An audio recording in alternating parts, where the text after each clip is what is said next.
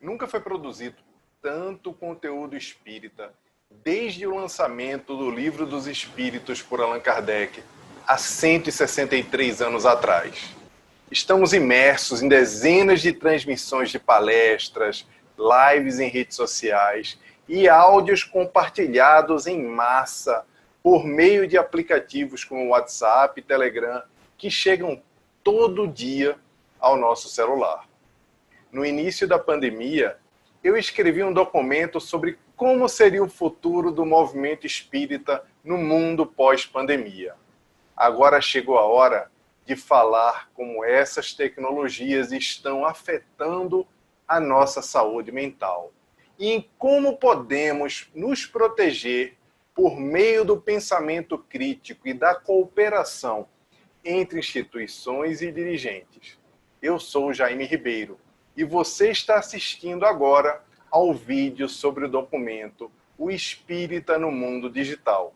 Precisamos falar sobre isso. Logo no início da pandemia, eu escrevi um documento intitulado 10 tendências para o futuro do movimento espírita no mundo pós-pandemia. Esse documento viralizou e foi bastante debatido por grupos espíritas em todo o Brasil. Naquele book, escrevi que os canais de divulgação do espiritismo se multiplicariam e a presença de divulgadores espíritas em redes sociais, podcasts e canais como o YouTube aumentariam exponencialmente. A pandemia ainda nem acabou, mas a previsão se confirmou. O volume de conteúdo é tão grande que vem nos causando o que cientistas chamam de fadiga da escolha, quando temos múltiplas alternativas para escolher e não conseguimos tomar a decisão sobre o que é relevante, o que não é relevante, sobre o que vamos assistir ou não.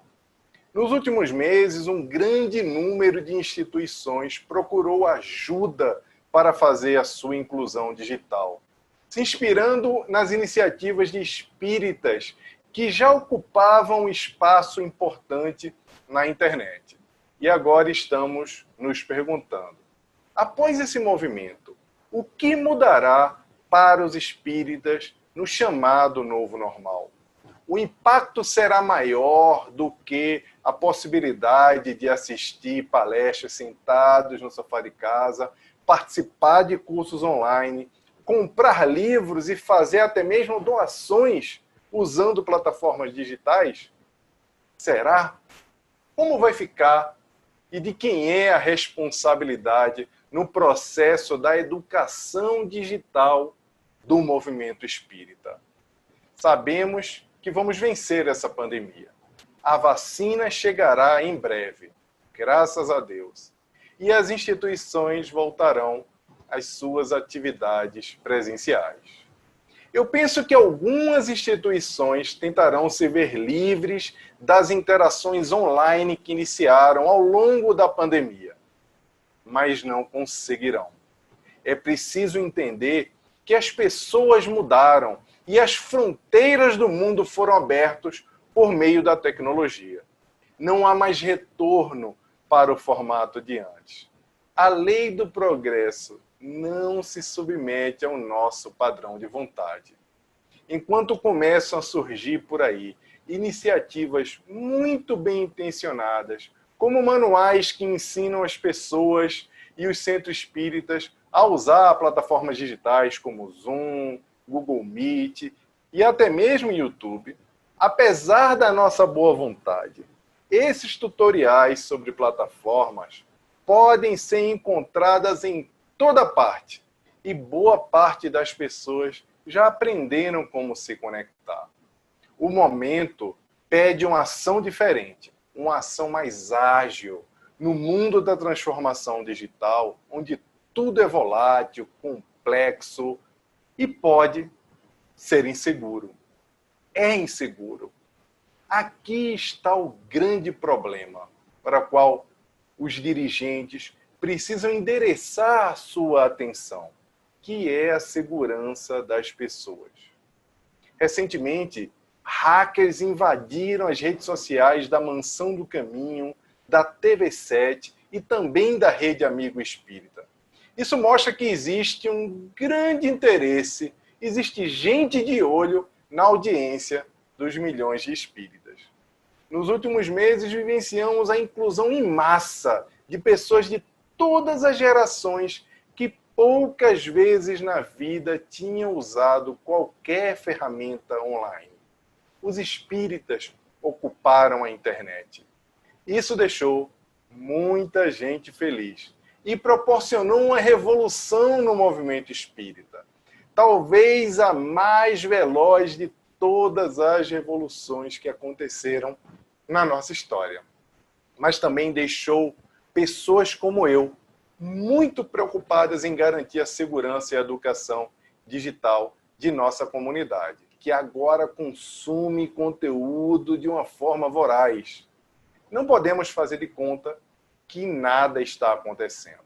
Além de se preocupar com a produção relevante de boa qualidade doutrinária para ocupar espaço no mundo digital, que sabemos estar inundada de conteúdos que fogem aos critérios básicos codificados por Allan Kardec, os dirigentes de instituições de referência para o movimento espírita, como federativas, grandes centros espíritas, rádios, web TVs e até mesmo os influencers digitais, precisam agora se unir para ensinar os espíritas a aproveitar melhor a internet, em especial as redes sociais. Como disse nosso querido Bezerra de Menezes, na conhecida mensagem Unificação, em cada templo mais forte deve ser escudo para o mais fraco, o mais esclarecido, a luz para o menos esclarecido. No caso atual, os mais fortes são as pessoas que podem ser ouvidas mais rapidamente por todos os espíritas.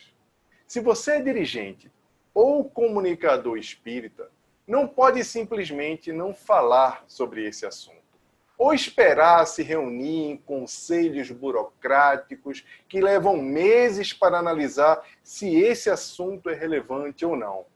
Infelizmente, a lei do progresso não perdoa a nossa mentalidade do século XX. É preciso ser veloz nas análises, é preciso tomar decisões rápidas para o bem, assim como os perigos e a própria organização do mal se tornaram rápidas. Nós também precisamos ser rápidos. É importante que os espíritas saibam que, apesar de não se pagar para usar serviços como redes sociais e algumas plataformas online, isso não quer dizer que elas sejam gratuitas. Toda vez que você não está pagando por um produto, é porque, na verdade, você é o produto. Enquanto pesquisamos em plataformas como Google, Facebook ou YouTube, nós também somos pesquisados por essas empresas. Cada curtida, comentário inocente ou interação que realizamos ali dentro alimenta uma base poderosa de dados que tem por objetivo nos conhecer melhor do que nós mesmos nos conhecemos. Por isso, nunca foi tão urgente a sabedoria de Sócrates. Conhece-te a ti mesmo. Precisamos disso para garantir a nossa autonomia, para garantir que as nossas decisões sejam efetivamente nossas.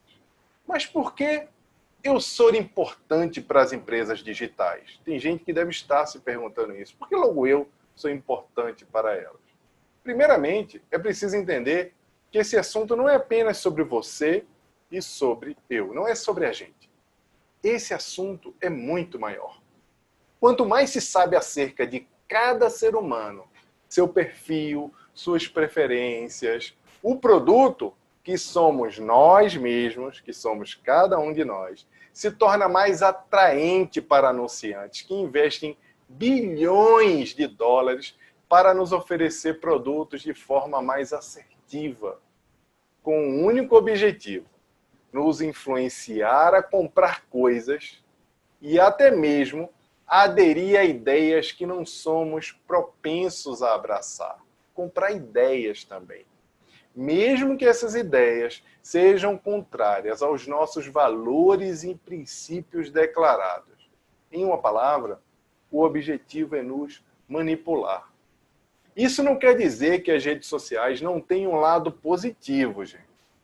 Como sabemos, elas nos proporcionam acesso a conteúdos maravilhosos que nos interessam e nos conectam com as pessoas. Isso por si só é maravilhoso porque torna a nossa vida melhor. Em 2018, um espírito amigo me contou que o planejamento feito no plano espiritual para as estruturas das redes sociais tinha um objetivo de nos conectar, aqui na crosta, em redes de afinidade semelhantes às conexões que ocorrem em outras esferas da vida. Contudo, esse objetivo sublime foi deturpado pelo egoísmo e orgulho humano, que incluiu nessas plataformas técnicas de recompensas utilizadas em jogos de azar, provocando os vícios digitais por meio, inclusive, da manipulação da dopamina. A ideia é que as pessoas desperdicem o bem mais precioso da vida humana, o tempo, para que as pessoas fiquem o maior tempo possível conectados dentro dos seus sistemas de coletas de dados e venda de produtos. Esse sistema de recompensa funciona mais ou menos como uma roleta de jogo de azar, ou qualquer outro jogo de azar. As redes sociais usam o mesmo princípio e o mesmo mecanismo para viciar as pessoas, para que elas não parem de utilizá-las. Já deu para entender que a nossa encarnação pode estar em risco porque estamos plasmando o reflexo de nós mesmos, abdicando de nossos deveres perante a vida? Quantas horas por dia você gasta entregue a um vício, olhando a tela do seu celular, desperdiçando tempo de trabalho útil e de conexões reais com as pessoas? Mas e agora, que já sabemos de tudo isso? O que se pode fazer? O que podemos fazer?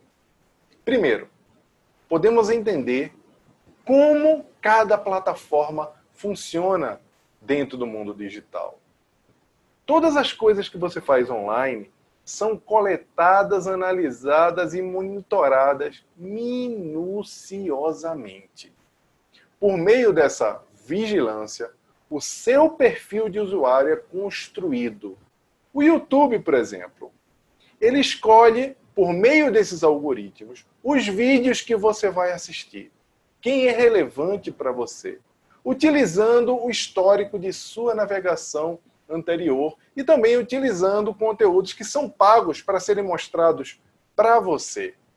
A recomendação que eu faço é que você use a busca da plataforma, aquela lupinha que tem lá, para escolher o conteúdo que você vai assistir. Você mesmo procurar os assuntos que são do seu interesse. Não assista aos vídeos seguintes que lhe são sugeridos em looping. Vídeo seguinte, vídeo sugerido. Tenha autonomia de escolha. Isso é muito importante para você dominar a tecnologia e não o contrário. Inclusive, aproveite para descobrir novos conteúdos e também descobrir pessoas incríveis que ficam invisíveis ali dentro da plataforma, exatamente por causa desses mecanismos de manipulação de escolha, que geralmente colocam 3, 4, 5 tipos de conteúdo, 5 pessoas para você assistir o seu conteúdo.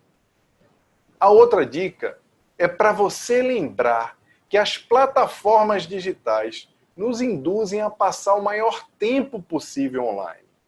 Quanto mais tempo você dedica às atividades na internet, às atividades dentro dessa plataforma, mais essas empresas podem lucrar. Mesmo que você não esteja comprando nada. É importante saber disso. Sua atenção é um produto que está sendo vendido a anunciantes. Controle o seu tempo online e provoque interações presenciais com sua família, com seus amigos. é importante que você use a tecnologia e não o contrário. O Facebook e o Twitter fazem a mesma coisa que eu falei sobre o YouTube. O que uma plataforma mostra para a outra é diferente, mesmo que essas pessoas tenham grande afinidade. É importante que nós percebamos isso, porque isso coloca em dúvida a forma como nos informamos e como assumimos nossas verdades perante a vida. É bem curioso. A outra coisa é aprender a diferenciar uma mensagem falsa em um conteúdo de baixa qualidade. Isso é muito importante também. Cheque fontes, submeta o conteúdo que você recebeu ao bom senso e aos princípios da codificação das obras de Allan Kardec.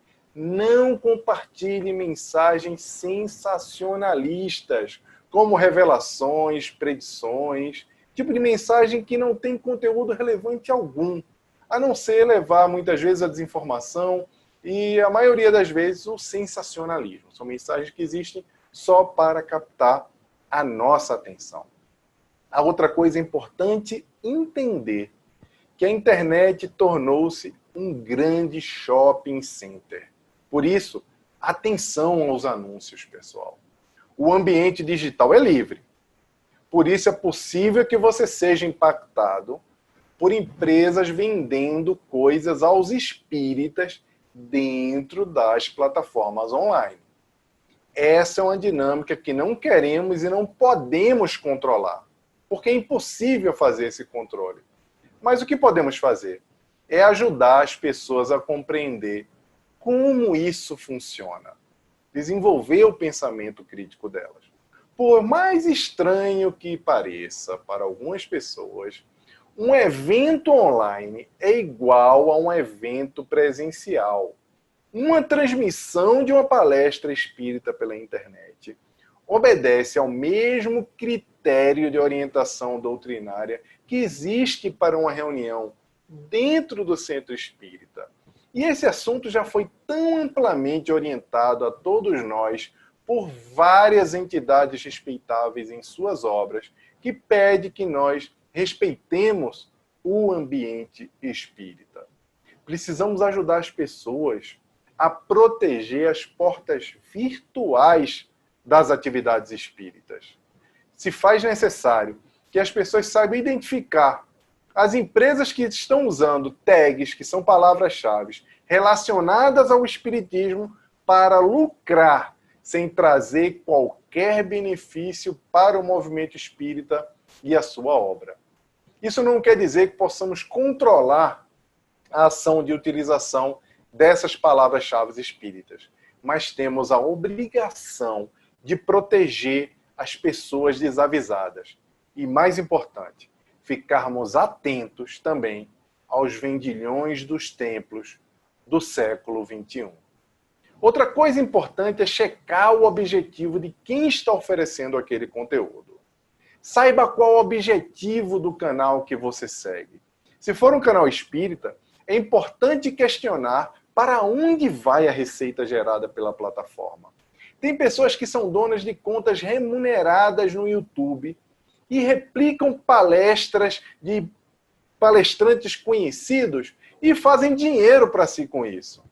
Se você não souber para onde o recurso está sendo destinado, não assista o canal.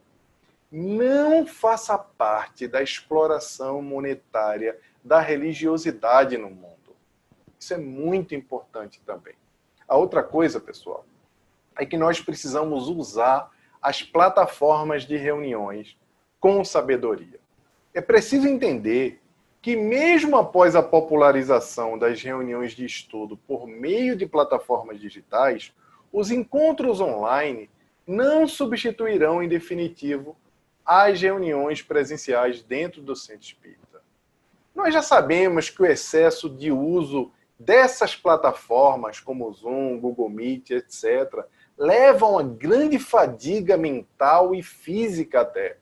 Seja pela sensação de estar sendo observado o tempo todo, seja pelo esforço em prestar atenção em muitas telas ao mesmo tempo. É importante lembrar que no mundo pós-pandemia, o contato humano será supervalorizado e as reuniões serão híbridas.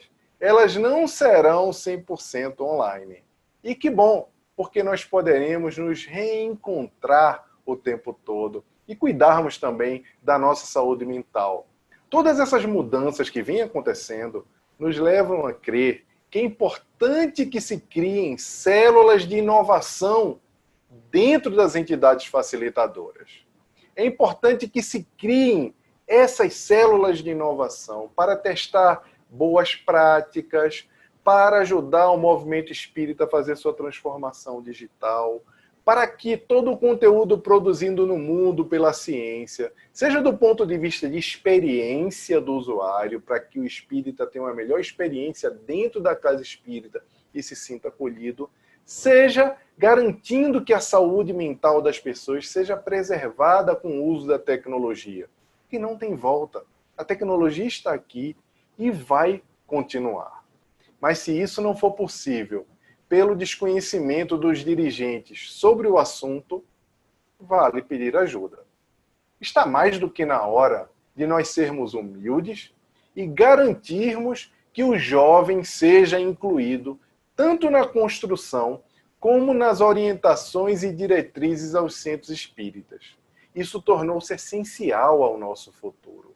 Todas as organizações do mundo buscam talentos e buscam jovens para ajudar para que essas instituições tenham o que se chama de refresh, consigam compreender e se situar no mundo atual. Por que nós não conseguimos fazer esse tipo de ação?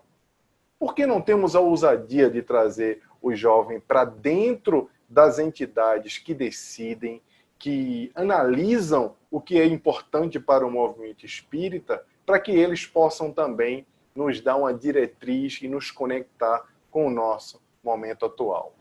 Quem não entendeu isso ainda, ou não esforçou-se para entender, ou está deslocado dentro do seu próprio tempo. Ainda está vivendo no passado. Eu ainda teria uma série de assuntos para trazer aqui e abordar, mas penso que o que trouxemos aqui já é um bom ponto inicial para provocar discussões importantes em torno desse assunto tão relevante e sensível. Precisamos proteger o movimento espírita ao longo desse processo de transformação digital, garantindo que a mensagem do Cristo siga segura para refletir, por meio de cada um de nós, a sua pureza, tocando diretamente o coração de toda a humanidade. Muita paz a todos. Que Jesus nos abençoe.